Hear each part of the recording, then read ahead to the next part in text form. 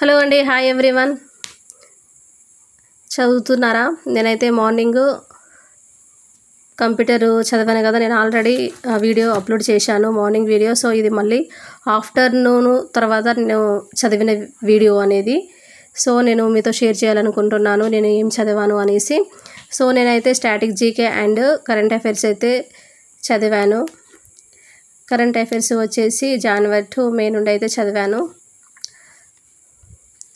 So ఇంకా static GK కూడా కొన్ని బిట్స్ అయితే నేను నోటెడ్ చేసుకున్నాను.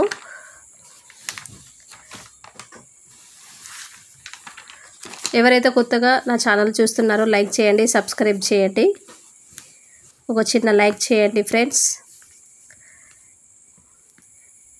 ఈ యొక్క 2025 మేలో కొన్ని ఇంపార్టెంట్ బిట్స్ కూడా నేను చదివాను.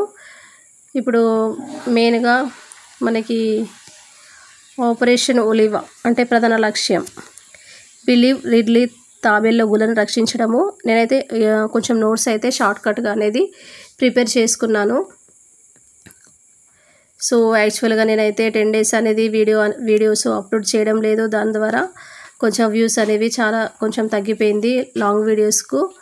సో ఫ్రెండ్స్, మళ్ళీ నా ఛానల్ని మళ్ళీ మీరు లైక్ చేయండి, సపోర్ట్ చేయండి.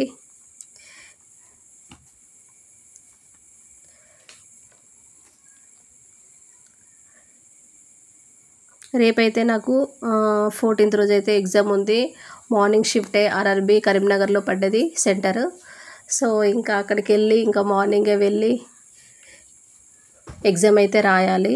సో ఇంకా కొంచెం అందుకే దీనికి ఇంపార్టెంట్గా జనరల్ అవేర్నెస్ అయితే 40 marks అని చెప్పారు కదా. సో అందుకనేసి నేను ఇంకా జీకేనే చదువుతున్నాను. కొన్ని అర్థమెటిక్ నుండి కూడా క్వశ్చన్స్, రీజనింగ్ కూడా నేను కొన్ని ప్రాక్టీస్ చేశాను.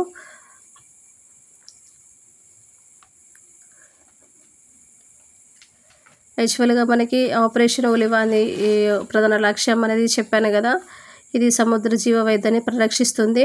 యాక్చువల్గా మొత్తము 6.98 లక్షలకు పైగా తాబేళ్ళని అయితే రక్షించారు ఈ యొక్క ఆపరేషన్ ఒలివా యొక్క ప్రధాన లక్ష్యం. ఇప్పుడున్న సుప్రీంకోర్టు యొక్క చీఫ్ జస్టిస్ ఎవరంటే బిఆర్ గవాయ్.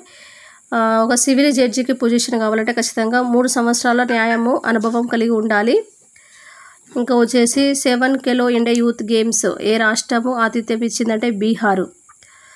బల్బల్ V2 సర్వం A1 అనేది టెక్స్ట్ టు స్పీచ్ మోడల్. మొత్తం ఇది 11 భారతీయ భాషలను కలిగి ఉంటుంది. ఇంకా కోడ్ మిక్స్ టెక్స్ట్ను కూడా మద్దతు ఇస్తుంది. ఇంకా 2025 మనకి మే నెలలో 46వ ఏషియన్ సమ్మిట్ దీని థీమ్ వచ్చేసి సమగ్రత మరియు సుస్థిరత. దీని యొక్క సమ్మిట్ అనేది ఎక్కడ జరిగింది? మలేషియాలోని కువాలాలంపూర్. ఇంకా 2025 UNDP మానవ అభివృద్ధి సూచిక హ్యూమన్ డెవలప్మెంట్ ఇండెక్స్ అనేది ఫస్ట్ ప్లేస్లో ఏది ఉందంటే ఐస్లాండ్ ఉంది.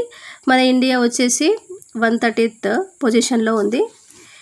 ఇంకా టెర్రరిజియల్ ఆర్మీలో లెఫ్టినెంట్ కల్నల్ గౌరవ పదవిగా ఎవరు మనకి పొందారు అంటే జావెలిన్ త్రో స్పోర్ట్స్ పర్సన్ ఎవరు? మన Neeraj Chopra. NALSA means national legal services authority. ఈ యొక్క చైర్మన్ ఎవరంటే మన జస్టిస్ సూర్యకాంత్. 2025 కేంద్ర మంత్రి అశ్విని వైష్ణవ్ ఒక 3NM సెమీకండక్టర్ అయితే డిజైన్ చేశారు. అది ఎక్కడెక్కడంటే నోయిడా అండ్ బెంగళూరులో. ఇంకా LIC గిన్నిస్ ప్రపంచ రికార్డు అనేది ఒక దేశవ్యాప్తంగా ఎంత అనేది వచ్చిందంటే 5,88,107 ఈ యొక్క జీవిత బీమా పాలసీలు అనేవి ఒకే రోజులో అనేసి ప్రపంచ రికార్డుకు వచ్చాయి. ఇంకా 4వ అతిపెద్ద ఆర్థిక వ్యవస్థ అని భారతదేశం ఏ దేశాన్ని అధిగమించింది అంటే జపాన్. 2025 భారత రాష్ట్రపతి నేషనల్ ఫ్లోరెన్స్ నైటింగల్ అవార్డు అంటే మన రాష్ట్రపతి ఉన్నారు కదా ద్రౌపది ముర్ము ఏం చేసింది? నర్సింగ్ వాళ్ళకి నైటింగల్ అవార్డు ఇచ్చారు. మొత్తం ఎంతమందికి ఇచ్చారు? 15 మందికి ఇచ్చారు. ఇంకా మన ఆంధ్రప్రదేశ్లో అనేది ఒకరికి వచ్చింది, అది ఎవరంటే వలివేటి సుభావతి. 2025 క్రియేటర్ ల్యాండ్ తొలి ట్రాన్స్మీడియా ఎంటర్టైన్మెంట్ సిటీని ప్రకటించిన రాష్ట్రం ఆంధ్రప్రదేశ్. మన చంద్రబాబు నాయుడు ఏం చేసిండు? క్రియేట్ ల్యాండ్ అనేసి ఈ యొక్క సిటీ అనేది ఏ రాష్ట్రం అంటే ఆంధ్రప్రదేశ్. భారతదేశ 86వ చెస్ గ్రాండ్ మాస్టర్ ఎవరంటే ఎల్ఆర్ శ్రీహరి. అంటే ఏ రాష్ట్రము? Tamil Nadu. World food prize biological nitrogen fixation సుస్థిర వ్యవసాయం అంటే ఎవరంటే డాక్టర్ మారియెంజెలా హంగ్రీ.